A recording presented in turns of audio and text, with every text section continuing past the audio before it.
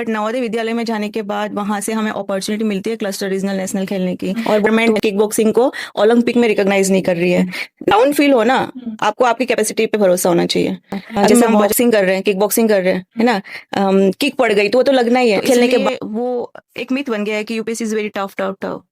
एक आदत जो आपको लगती हो कि सबको अडॉप्ट करनी चाहिए, बी नहीं, अकेले रहना सीखना चाहिए। जब आप अकेले रहते हो तो आपके थॉट कॉन्सेंट्रेट होते हैं आपके। नमस्कार, स्वागत है आपका हमारी पॉडकास्ट सीरीज के एपिसोड नंबर 6 में। अक्सर कहा जाता है कि मंजिल उन्हीं को मिलती है जिनके सपनों में जान। लेकिन आज हमारे साथ जो शख्सियत है उन्होंने साबित किया है कि मंजिल हमेशा उन्हीं को मिलती है जिनके इरादों में फौलाद और हाथों में दम होता है।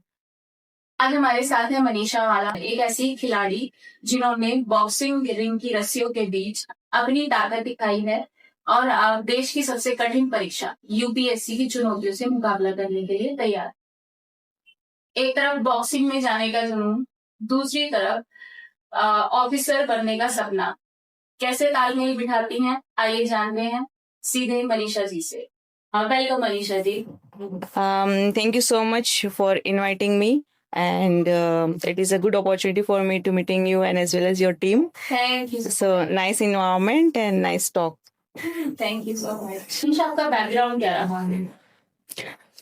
मेरा बैकग्राउंड लाइक मैं एक बहुत ही रूरल बैकग्राउंड से बिलोंग करती हूँ। और मेरे फादर मुझे सीमेंट में काम करते थे, तो वहाँ से मतलब वो रूरल एरिया में ही है, तो वहाँ से हम लोग गिर सोमनाथ से मैं वैसे बिलोंग करती हूँ, गिर सोमनाथ गुजरात सौराष्ट्र। अगर मैं मेरी एजुकेशन की बात करूँ तो मैंने नवोदय विद्यालय से एजुकेशन किया है 12th तक। उसके बाद मैंने ग्रेजुएशन किया है industrial psychology from Maharaja University Baroda, in industrial psychology specialisation in organisational behaviour. Then मैंने मास्टर मेंटल हेल्थ में किया है, तो मैंने मास्टर किया है Tata Institute of Social Sciences Mumbai main campus से। उसके बाद फिर पैरेलल टू स्टडी कंटिन्यू मैंने स्पोर्ट्स में भी स्टार्टिंग से लेके एंड तक international journey, grass root level to international journey तो वहाँ तक का मेरा जर्नी रहा है अब तक का। बट पेरेंट्स का यही होता है ना हमेशा एक्सपेक्टेशन कि आपका स्पोर्ट्स के साथ एकेडमिक भी स्ट्रांग हो, क्योंकि मेरा एकेडमिक पहले से ही अच्छा था, तो वो हमेशा एक्सपेक्ट करते थे कि आपका एकेडमिक स्ट्रांग हो। तो मैंने अच्छे टॉप इंस्टीट्यूट, इंडिया के इंस्टीट्यूट से पढ़ाई की है। उसके साथ साथ फिर मैं अभी स्पोर्ट्स में गैप लेने के बाद यूपीएससी में 1.5 years से दिल्ली में कोचिंग कर। तो अगर आप ये स्पोर्ट्स से लेकर के यूपीएससी तक की जर्नी को आप एक लाइन में डिस्क्राइब करना चाहते तो क्या करें? मतलब ऐसी कोई घटना जिससे आपने एकदम स्विच किया कि मुझे थोड़ा यूपीएससी के लिए अपडेट। राइट, तो एज अ चाइल्ड है ना, हम हमेशा एक्सपेक्ट करते हैं कि आपका जो हॉबी है या फिर आपका जो गोल है उसमें हम 100% देते हैं। बट पहले आप ये भी ध्यान रखते हैं कि जैसे पेरेंट्स का क्या एक्सपेक्टेशन है ना, तो पेरेंट्स के एक्सपेक्टेशन को भी आपको फुलफिल करना है, आपकी हॉबी को भी आपको आगे लेके जाना है, तो उसमें आपको डबल एफर्ट्स लगते हैं, डबल चैलेंज लगते हैं, और इन टर्म्स ऑफ मेहनत तो आपको करना ही है, राइट। तो उस वे में मैं सोचती थी कि मेरा इंटरेस्ट टोटली स्पोर्ट्स में था, बट मेरे पेरेंट्स एक्सपेक्ट कर रहे थे कि मैं एकेडमिक भी अच्छा करूँ पढ़ने में, राइट। तो वो पैरेलल मैंने किया, और मेरा पहले से ये था कि मैं इंटरनेशनल लेवल पे खेलूँ, इंडिया को रिप्रेजेंट करूँ। तो मैंने ऑलमोस्ट सारे लेवल्स खेल लिए हैं, national, district, state, national, international, world cup, Asian championship सारे। बट एकेडमिक देखे तो थोड़ा पेरेंट्स का एक्सपेक्टेशन साथ में लेते हुए मैंने एकेडमिक भी अच्छा किया, तो वही था कि मास्टर हो गया, फिर यूपीएससी भी मुझे पहले से ही करना था, बट मैं चीज़ों को थोड़ा कैटेगराइज करके टाइम लेके एंड गोल सेटिंग करने के बाद फिर कर रही हूँ। तो this is right time for me to prepare the UPSC. Okay, मतलब वही पेरेंट्स की थिंकिंग अवसर भी लिया चाहिए। हाँ, आपको दोनों चीज पहले लेके चलना है, तो ये थोड़ा एफर्ट्स ज्यादा, मेहनत ज्यादा, और चैलेंज तो ऑफ कोर्स होते हैं क्योंकि दो साथ चीजें लेके चल रहे हो ना। तो ये आपकी जो बॉक्सिंग जर्नी रही है, ये कैसे शुरू हुई? मतलब किस चीज ने आपको इंस्पायर किया? राइट, तो स्पोर्ट्स में आने का मेरा जो इंस्पिरेशंस बोल सकते हो, तो वो मेरे फादर है, कोर्स, क्योंकि मेरे फादर जहाँ पे जॉब करते थे वो वहाँ की टीम में क्रिकेट टीम में थे, तो मैं बचपन से ही उनको देखती थी कि अच्छा कर रहे हैं, and he was a captain, तो मुझे काफ़ी इंटरेस्ट था। तो जैसे मैं नवोदय में गई थी, है ना, वैसे तो मैं पहले से ही खेलती थी डिस्ट्रिक्ट लेवल का, बट नवोदय विद्यालय में जाने के बाद वहाँ से हमें अपॉर्चुनिटी मिलती है क्लस्टर, रीजनल, नेशनल खेलने की। तो मेरा इंटरेस्ट था उसमें, और फिर मुझे अपॉर्चुनिटी मिली, तो हमारे जो पीटी टीचर थे स्कूल में वो जूडो के स्पेशलिस्ट थे, राइट।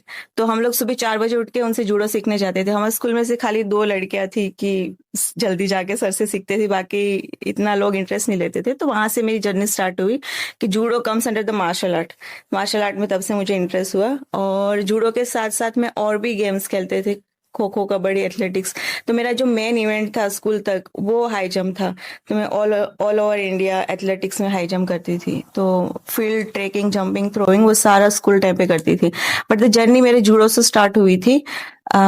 उसके बाद फिर यूनिवर्सिटी में गई, तो वहां से मैं क्रिकेट खेलती थी, इंटर यूनिवर्सिटी। तो मैं क्रिकेट यूनिवर्सिटी को रिप्रेजेंट करती थी, और बीसीए से प्रैक्टिस करती थी, बड़ौदा क्रिकेट एसोसिएशन। तो मेरा अच्छा चल रहा था वहां पे भी, बट मैंने कंटिन्यू मार्शल आर्ट को भी प्रैक्टिस किया, ट्रेनिंग एंड ऑल। उसके बाद फिर मैं मास्टर करने चली गई बॉम्बे, तो मैंने 2 इयर्स का गैप लिया एकेडमिक अच्छा करने के लिए, और टाइम ही नहीं मिलता था हमें वहाँ पे, इतना हेक्टिक शेड्यूल होता था। तो 2 इयर्स मैंने गैप लिया मास्टर के लिए। उसके बाद फिर मैं वापस आई मास्टर करने के लिए। मास्टर करने के बाद फिर मार्शल आर्ट में अगेन, तो मैंने किक बॉक्सिंग से स्टार्ट किया, क्योंकि मैंने बताया मैं कबड्डी भी खेलती थी, तो मेरा किक पे बहुत अच्छा कमांड है। तो मैंने किक बॉक्सिंग स्टार्ट किया, राइट। तो किक बॉक्सिंग में मेरा पहले से ही जूडो से थोड़ा ग्रिप था, और बॉडी का भी एडेप्टेशंस था। तो किक बॉक्सिंग में मैंने सारे लेवल्स खेले, बट अभी गवर्नमेंट किक बॉक्सिंग को ओलंपिक में रिकॉग्नाइज नहीं कर रही है। तो सारे लेवल्स हो गए थे ऑलमोस्ट, तो अब ओलंपिक खाली बचता है। तो ओलंपिक में रिकॉग्नाइज नहीं कर रहे, क्योंकि ये थोड़ा रिस्की गेम है, तो वैसे वो कंसिडर नहीं करते। इसलिए मैंने फिर बॉक्सिंग में स्विच किया। तो अभी जो नेक्स्ट ओलंपिक आएगा उसमें मैं बॉक्सिंग के लिए तैयारी कर रही हूँ। Okay. तो ये सारे स्ट्रगल में आपका घर वालों से या पेरेंट्स से कितना सपोर्ट था? मेरा अब तक यहाँ मैं हूँ या पहुंची हूँ, तो वो टोटली मेरे पेरेंट्स का 100% सपोर्ट है, क्योंकि वो अनकंडीशनली ट्रस्ट करते, या फिर ऐसा उनका माइंडसेट ऐसा है, या एटीट्यूड बोल लो या माइंडसेट बोल लो, कि बच्चों के अंदर, मतलब हमारे घर में जेंडर डिस्क्रिमिनेशन बिल्कुल भी नहीं है। तो बच्चों के अंदर जितना पोटेंशियल है, या फिर आपके अंदर जो भी करने का जज्बा है, आप करो, आपके पीछे हम रिसोर्स लगाएंगे, ऐसा है। तो that's how I reach here 100%। तो आपको जब आपका पहला मेडल मिला तो कैसा फील हुआ? हाँ, बहुत, मेरे को भी याद भी नहीं है, मैं बहुत छोटी थी तब मुझे मेडल मिला था, क्योंकि मेरा पहले से एटीट्यूड ऐसा रहा है कि अगर आप कोई फील्ड में जा रहे हो तो फिर आपको कुछ ना कुछ अचीव करना है। तो वो मेडल या गिफ्ट्स वो तो सारे बचपन से आ रहे हैं, और अब आज का टाइम ऐसा हो गया कि इतने सारे मेडल्स एंड गिफ्ट्स आ रहे हैं कि अब कहाँ रखें। ओके, तो इंटरनेशनल लेवल तक का जो सफर था वो आपके लिए कितना टफ रहा, और आगे आपने क्या सोचा है, कितना टफ आगे और होने वाला है? You are continuing for your boxing. Yes, अब तक का जो सफर रहा वो बहुत ज्यादा अप्स एंड डाउन होता है ना। Sometimes you down mentally, sometimes you down physically, बहुत सारी चीजें होती है, राइट। बट मेरा एक पहले से एज ए एथलीट बोलो, या एज ए वुमेन और एज ए गर्ल और प्राउड डॉटर, मेरा ये पॉजिटिव हमेशा वो रहा है एटीट्यूड की, जहां पे भी डाउन फील हो ना, आपको आपकी कैपेसिटी पे भरोसा होना चाहिए। अगर आप कुछ चीजें सोच रहे हो, मुझे ओलंपिक खेलना है फॉर एग्जांपल, तो मैं उस गोल जो मैंने बनाया है उसमें मैं काम करूंगी, और ऑटोमेटिक वेज खुलते हैं, रास्ते खुल जाते हैं। बट ये है कि आपको इनिशिएटिव लेना है। अगर आप इनिशिएटिव ले रहे हो तो ऑटोमेटिक आपको आपके रास्ते खुलने हैं। बट यही कि आपको करना होता है। तो अप्स डाउन का बहुत बार आप मेंटली होते हो तो आप शेयर नहीं कर पाते चीजें, बट फिर देन कम्स सेल्फ मोटिवेशंस, कि आपके अब तक की जर्नी रही है, आपने अब तक जो भी किया है उसमें से आप कैसे खुद को मोटिवेट करते रहते हो। तो सेल्फ मोटिवेशन फैक्टर बहुत मुझे काम आता है। और मैं एक मेंटल हेल्थ प्रोफेशनल भी हूँ, तो मैं चीज़ों को कैसे ओवरकम कर रही हूँ वो मैं खुद उस चीज़ों को एनालिसिस करने के बाद चैलेंज को ओवरकम कर लेती हूँ। मतलब तो that is a self motivation. और सबसे ज्यादा मोटिवेशन मुझे मिलता है मेरे पेरेंट्स का जो स्ट्रगल है, that is a big motivation for me, कि वो अगर इतना कुछ कर रहे और हम नहीं कर रहे तो वो फिर it's not good for as a child और कुछ भी बोलो। तो अगर आप एक जगह पे जा रहे हो तो आपका मोटिवेशन वही है कि पेरेंट्स का स्ट्रगल, उनके एफर्ट्स और आपका खुद का स्ट्रगल, आपने कितना टाइम एनर्जी कहाँ दिया है, वो दैट इज थिंग। बिल्कुल। अब कभी आपको ऐसा लगा इस जर्नी में कि यार मतलब आप थोड़ा सा क्विट कर देती हो, मुझसे नहीं हो पा रहा, कभी ऐसे ब्रेक डाउन हुआ है? क्योंकि बहुत लोगों का होता है obviously। हाँ, मुझे, मैंने जो भी गोल चूज किया है ना, that is the tough, like tough है। और उसके लिए फिर मेरा प्लान्स भी रहते हैं कि हमेशा अगर आप ये चीज कर रहे हो, अगर ये नहीं हो रही है तो आप उसको कंप्लीट करने के लिए आप कौन से वे चूज करते हो, राइट। तो क्विट करने का मुझे एज इन कभी वो नहीं आया है, क्योंकि मैं बहुत ज्यादा burning desire kind of person हूँ। तो करना है तो करना ही है, ऐसा। मतलब वो मेरा है तो मुझे ही मिलेगा। हाँ, that is the last ultimate goal, कि अगर आप कुछ गोल लेके चल रहे हो तो वो आपको अचीव करना है। वो इसीलिए होता है क्योंकि अगर आप सेल्फ मोटिवेटेड हो और आपको कॉन्फिडेंस है कि आप उसके पीछे कितने एफर्ट्स लगा रहे हो या आपको कितने एफर्ट्स लगाने चाहिए, तो वो मेहनत आप करने के लिए रेडी हो तो आप अल्टीमेटली कर सकते हो। क्विट करने का कोई ऑप्शन ही नहीं है। नेगेटिव अगर आप सोचोगे ना, it's again comes the mental health point of view से, कि अगर आप नेगेटिव सोचोगे वो नेगेटिव होगा, अगर आप पॉजिटिव सोचोगे it will takes time but वो पॉजिटिव होगा। That is the power of mind and body, या यू कैन कॉल दैट। तो जैसे आप ये मैच वगैरह करते हो, बॉक्सिंग का इंजरीज वगैरह होती हैं, तो फिर ज्यादा इंजरीज कभी हुई है फिर? इंजरीज तो जैसे मैं हाई जंप करती थी ना, तो कोई भी गेम ले लो, इंजरी तो आपको होना ही होना है। एक ये भी होता है कि अगर आप कुछ चीजें लेके साथ में चल रहे हो तो उसके नेगेटिव एंड पॉजिटिव के लिए आपको रेडी होना रहता है ना, चैलेंजेस के लिए। अगर आप कुछ कर रहे हो तो उसके सामने आपको गैप्स भी आएंगे, चैलेंज भी आएंगे। तो इंजरी का ऐसा है कि अनसर्टन है। जैसे हम बॉक्सिंग कर रहे हैं, किक बॉक्सिंग कर रहे हैं, है ना, किक पड़ गई तो वो तो लगना ही है, ब्लीडिंग होना ही है। उस टाइम आप ये नहीं कर सकते गेम रोक के कि मुझे लग रही है, वो नहीं। आप मेंटल रेडी होना चाहिए कि लगना ही लगना है ना। अगर नहीं लगे तो बेटर है कि आपका डिफेंस अच्छा है। अगर लग रहा है तो प्रैक्टिस में थोड़ा सा कमी, इंप्रूव करने की जरूरत है। तो इंजरीज तो होती है, it is a part of sports and athlete. तो मैच के पहले और मैच के 10 डेज पहले या जब से हमारा शेड्यूल आता है ना, तो थोड़ा सा वो नर्वसनेस, एंजाइटी वगैरह आप बोल सकते हो। बट अगेन उस चीज में आप वर्कआउट करना स्टार्ट कर देते हो ना, कि प्रैक्टिस कर लो, फुल टाइम दे दो, एनर्जी लगा लो। तो जितना प्रैक्टिस करोगे उतना कॉन्फिडेंस आपका बिल्डअप होगा। बट आपको ये भी ध्यान रखना है कि जैसे मैं एज ए एथलीट या बॉक्सर या किक बॉक्सर, अगर मैं ये देखूंगी कि मेरा अपोनेंट का स्ट्रेटेजी में देखूंगी, हर एक चीज में आप स्ट्रेटेजी देखते हो ना, चाहे आप पढ़ाई भी कर रहे हो, यूपीएससी भी कर रहे हो, तो आप स्ट्रेटेजी के अकॉर्डिंग चलते हो। तो आप स्ट्रेटेजी अगर देखोगे तो आपको पता चलेगा कि अपोनेंट की क्या स्ट्रेटेजी है, उसके अकॉर्डिंग अगर आप खुद को रेडी करते हो तो फिर थोड़ा नर्वसनेस, एंजाइटी कम रहता है। बट अगेन वही है कि आपको थोड़ा सा मेडिटेशन वगैरह आप कर लेते हो तो बेटर रहता है। But again you have to know कि क्या करना है। वही है। तो फिर आप ये जैसे मेंटल हेल्थ के बारे में अभी कुछ मुझे बता रहे थे, आपने शुरू किया है कंसल्टेंसी कुछ था, तो वो किस थीम पे बेस्ड है? जैसे मैंने शेयर किया, मेरा मास्टर मेंटल हेल्थ में हुआ है, तो और मेरा ग्रेजुएशन भी साइकोलॉजी में हुआ है। तो मैं एक एज अ साइकोलॉजिस्ट और mental health professional, I always see कि जो as a athlete as well, कि जो एथलीट होते हैं वो गेम्स के पहले या फिर गेम्स खेलने के बाद उनके अंदर जो एग्रेसिव लेवल, गेम्स खेलने के बाद जो लेवल होता है ना, हारने के बाद जो एग्रेसिवनेस होता है, उसके बाद खेलने से पहले जो एंजाइटी लेवल होता है, उसको कैसे कम कर सके। या बच्चों के अंदर आजकल बहुत सारे डिसऑर्डर्स नहीं, या फिर कुछ शॉर्ट टेम्पर बोल लो, है ना, बहुत सारी चीजें हो रही है। तो मैं अगर as athlete point of view से देखूँ तो बहुत सारा स्कोप है उसमें काम करने के लिए। बहुत टाइम इस चक्कर में बच्चे हार जाते हैं या जीत नहीं पाते हैं। तो loss and gain are a part and parcel of life, but again you have to work on yourself. तो इस पे मैं सोच रही हूँ कि थोड़ा एडोलेसेंट गर्ल्स के साथ करूँ, एथलीट के साथ काम करूँ और स्पेशली वुमेन ग्रुप के साथ काम करूँ जो वुमेन मार्जिनलाइज है या तो रूरल एरिया में डबल मार्जिनलाइज वुमेन है उनके साथ काम करूँ। तो मेरा ये मोटो। ऐसा बोलते हैं कि स्ट्रॉन्ग लोग जो है वो टूटते रहेंगे, ऐसा होता है या फिर ये चीज गलत है? ये स्टेटमेंट गलत नहीं बोल सकते पर स्टेटमेंट थोड़ा सा राइट वे नहीं लगता है मुझे, क्योंकि अगर आप emotionally there is a term emotional intelligent, तो as a human being you have to know कि आपके इमोशंस कहाँ रिलीज करने हैं, इमोशंस कहाँ रिफ्लेक्ट करने हैं, कहाँ पे आपको क्या प्रेजेंट करना है। You have to know that if you have this kind of art you will be a good actor.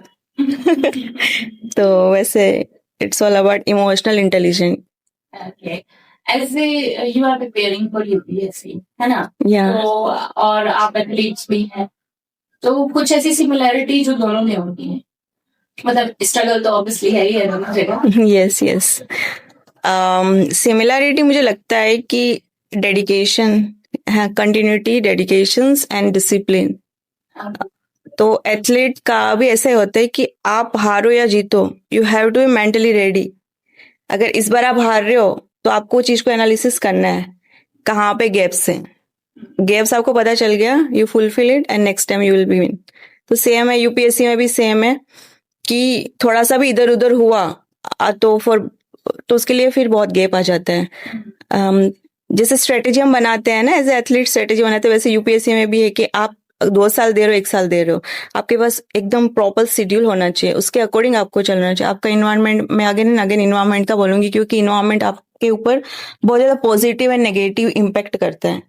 तो आप किसके साथ रह रहे हो, कौन सा फ्रेंड सर्कल है, आपका आसपास का ग्रुप कैसा है, तो दैट इज इम्पोर्टेंट। और आपके आसपास ऐसा कौन सा इन्वायरमेंट जल्दी जल्दी इन्फ्लुएंस होते हो, पॉजिटिव और नेगेटिव, तो that is important in UPSC specially. आप कुछ एडवाइस देना चाहेंगी, जैसे यूपीएससी में बच्चे बहुत जल्दी सोचते हैं जल्दी से सिलेक्शन हो जाए, जल्दी से सिलेक्शन हो जाए, है ना? पेशेंस के लिए। पेशेंस के लिए कि जैसे मैंने अभी कोचिंग कंप्लीट किया है ना, तो उसमें मेरे को 1.5 ईयर लग गए। तो उसके बाद फिर आपकी सेल्फ स्टडी भी है, उसके बाद आपको और भी रिसोर्सेस भी देखना है, यूपीएससी से रिलेटेड है ना, बहुत सारी चीजें हैं। तो उसके लिए आपको बहुत पेशेंस रहना पड़ेगा। और अगेन ऐसे कि स्ट्रेटेजी के अकॉर्डिंग आप चलोगे, आपके पास सिलेबस है, कोचिंग का नोट्स है, सब कुछ है। अगर आप प्रॉपर स्ट्रेटेजी से करोगे, टाइम पीरियड या टाइम बाउंड के अंदर करोगे, तो definitely you will fulfil. But वही है कि पेशेंस रखना पड़ता है। अभी आपने बोला ना short temper, frustration, anxiety, that is a part of preparation, वो आपको होगा ही होगा।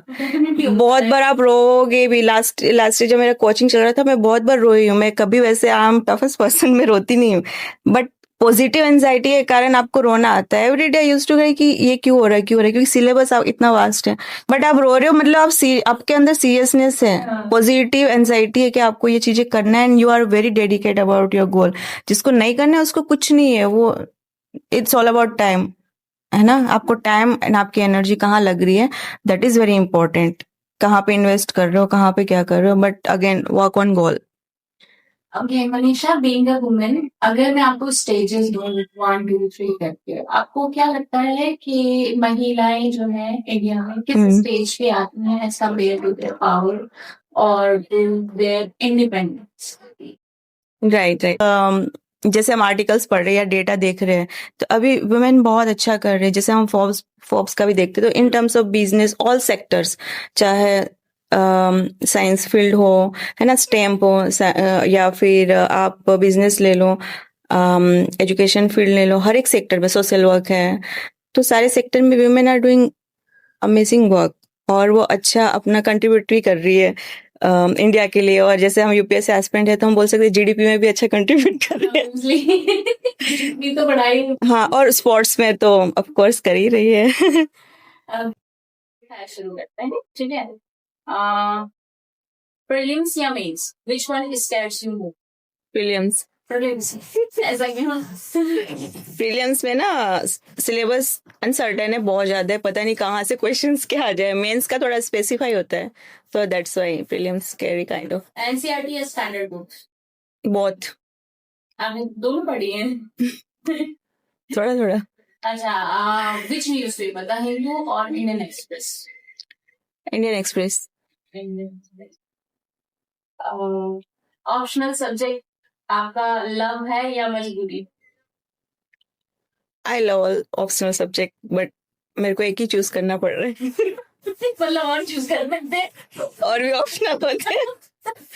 ओके, करंट अफेयर आप कैसे कवर करते हो, वीकली या मंथली? मैं कोचिंग की जो मैगजीन्स आती है ना, that I will prefer. Okay, GS paper में कौन सा फेवरेट है? जीएस 1, 2, 3? सारे। क्योंकि सारे करने हैं अल्टीमेटली। एथिक्स मुझे ज्यादा पसंद है। मतलब आप मजबूरी सुना रहे हो? नहीं, मुझे एक्चुअली एथिक्स ज्यादा पसंद है।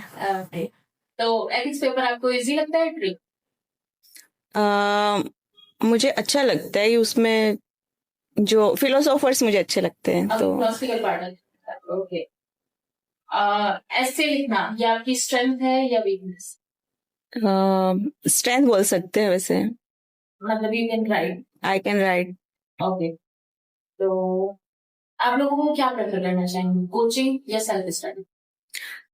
बहुत इक्वली इम्पोर्टेंट। अगर आपके पास ज्यादा टाइम है तो आप सेल्फ स्टडी प्रीफर कीजिए। अगर आपके पास कम टाइम है तो कोचिंग से आपको स्ट्रेटेजी पता चल जाएगी, उसके according you can do self study, है ना, क्योंकि वो शॉर्ट पीरियड ऑफ टाइम में आप कवर कर सकते हो। तो आपका स्टडी आवर कितना रहता है पर डे? वीकेंड को छोड़ के 12 to 13 रहता है। रहता है। आगे आपको आईएएस बनना है या कोई स्पेसिफिक सर्विस? मुझे आईपीएस बनना है। एक कोई ऐसा इशू जिसके लिए आप बहुत ज्यादा मतलब अटेंटिव हो, उसको सॉल्व करना चाहती हो आफ्टर बिकमिंग एन ऑफिसर?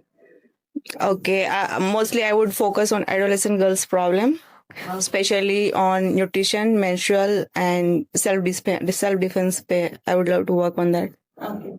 आप प्लान बी में बिलीव करते हैं या नहीं? मैं प्लान बी में बिल्कुल बिलीव करती हूँ, और प्लान बी भी प्लान ए के अकॉर्डिंग स्ट्रॉन्ग होना चाहिए। ओके, मतलब we need to focus equally on both of that. हाँ, इट्स 90-10 रेशियो, बिकॉज अगर आप प्लान ए लेके चल रहे हो then you have to 100% dedicated about it. फिर प्लान बी का कोई स्कोप नहीं है, but there are the error 1% we can say. अगर 1% एरर होता है then you have to switch on B plan. Okay, कोई ऐसा मिथ जो आपको लगा हो यूपीएससी की प्रिपरेशन शुरू करने के बाद कि ये तो लोग यूपीएससी के बारे में गलत बोलते थे, ऐसा नहीं? मिथ नहीं बोल सकते, बट जो यूपीएससी बच्चे करने आते हैं यहाँ पे, तो मेरा जो ऑब्जर्वेशन रहा है दिल्ली में 1.5 year या 2 years बोल रहा हूँ, उसमें लोग टाइम वेस्टिंग थोड़ा ज्यादा होता है ना, कि अननेसेसरी एंजाइटी पाल के रखते हैं, अननेसेसरी आसपास ऐसे लोगों को पाल के रखते हैं जो आपका भी टाइम खराब कर रहे हैं। तो इसलिए वो एक मिथ बन गया है कि UPSC is very tough tough tough. वो टाइम कंज्यूमिंग है, तो आपको टाइम देना पड़ेगा, बट ऐसा कोई मिथ नहीं है कि nothing is impossible kind of. I don't think UPSC is that much. It's time consuming and tough. Of course it is a toughest exam, India का बोल लो या वर्ल्ड का बोल लो। अगर टफ है तो यू हैव टू डेडिकेट। अगर आपने यूपीएससी चूज किया है तो आपको इस हिसाब से आपको मेंटली एंड फिजिकली उस चीज के लिए भी रेडी रहना पड़ेगा। तो लोग जो मिथ बोलते हैं कि यूपीएससी नहीं कर सकते, नहीं हो सकता, तो मुझे नहीं लगता। अगर आप 100% हो ना, again it's come mind and body. अगर आपका माइंड एंड बॉडी 100% किस चीज के लिए डेडिकेट है तो nothing is impossible. Okay, social media आपको क्या लगता है, डिस्ट्रैक्शन है या learning? Depends on person how they are grasping the content. मैं उसको पॉजिटिव वे में लेती हूँ कि मुझे जितना काम का है मैं उस चीज को देखती हूँ, बाकी चीजों में टाइम वो करने का मतलब नहीं है। तो आपके हिसाब से क्या इम्पोर्टेंट है, डिसिप्लिन या मोटिवेशन? बहुत आर इक्वल इम्पोर्टेंट। कंसिस्टेंसी का सीक्रेट क्या होना चाहिए? It's focus on self and continuity.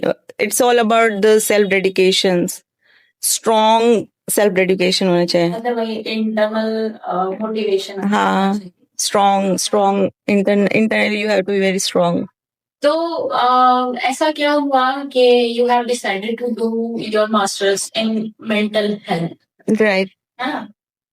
तो मुझे एक्चुअली साइकोलॉजी में बहुत इंटरेस्ट है, मुझे नई चीज़ों में बहुत इंटरेस्ट है, तो मैं एक्सप्लोर करती रहती हूँ चीज़ें, है ना।